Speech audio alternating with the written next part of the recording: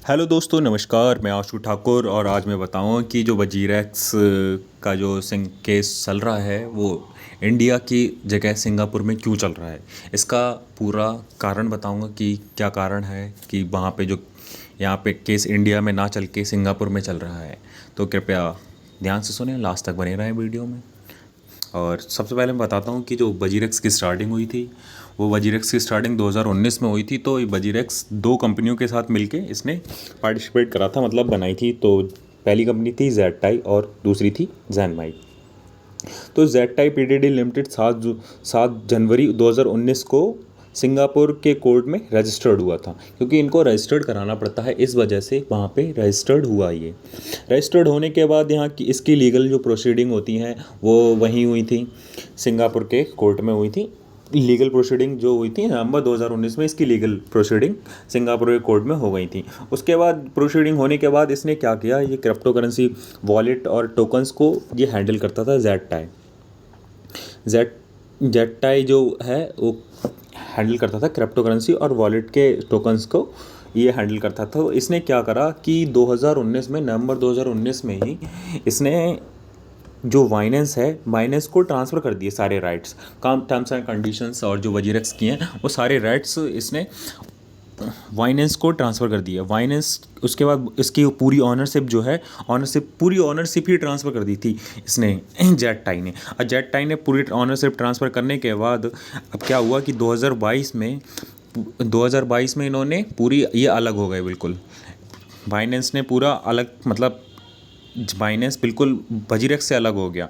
इसने दूरियां बना ली। 2022 में पब्लिकली बाइनेंस खुद को वजीरेक्स प्लेटफॉर्म से डिस्टेंस बनाना स्टार्ट कर दिया, और इसके चलते हुए जेड और बाइनेंस में दूरियां आ गई।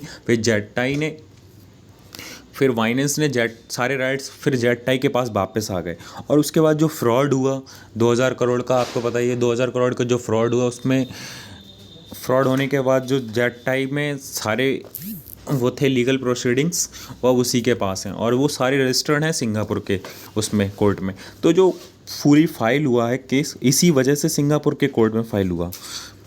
और जो उसके बाद आपने सुना होगा जैनमाई के सिर्फ अंडर, जो जैनमाई है वो इंडियन कंपनी है, उसको सिर्फ उसका काम ये है, वो इंडियन क्रिप्टो करेंसीज को ऑपरेट करती है। मतलब INR से क्रिप्टो खरीदते हैं ना हम लोग, INR को सिर्फ वो ही देखती है केवल, जैनमाई लैब्स। उसका नाम, पूरा नाम जैनमाई लैब्स है। और जितने भी क्रिप्टो टर्म्स लॉस हुआ है वो क्रिप्टो जेड देखता है, और उसके अंडर ये जो क्रिप्टो जेड के अंडर आता है। इसी वजह से सिंगापुर केस में फाइल हुआ है। सिंगापुर में जो कोर्ट है वहाँ पे ये केस फाइल हुआ है।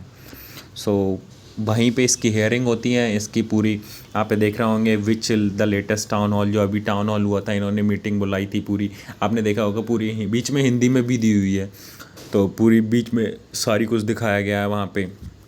मतलब मीटिंग हुई है, लोगों के ज्वाइन करें हैं जूम ऐप पे, वहाँ उसमें ज्वाइन करें, उन क्वेश्चंस कर रहे हैं कि क्या प्रोसीडिंग्स हैं और कैसे कैसे क्या हैं, सारी चीज़ें उन्होंने बताई हैं वहाँ पे। तो ये एज़ सून एज़ सही हो जाए, हम तो यही सोचेंगे।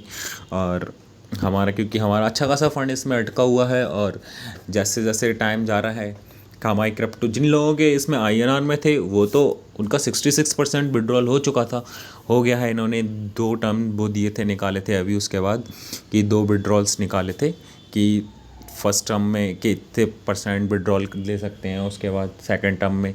इसी प्रकार कुछ लोगों का जो INR में था केवल वही विड्रॉल हुआ है, बाकी जिनने क्रिप्टो करेंसीज खरीद रखी थी उनका विड्रॉल अभी भी वहीं अटका हुआ है। तो बहुत लोगों का पैसा अटका हुआ है। तो अभी सिर्फ इंतज़ार कर सकते हैं, जैसे ही कोई अच्छी न्यूज़ मिलेगी, गुड न्यूज़ मिले, हम तो यही सोचते हैं।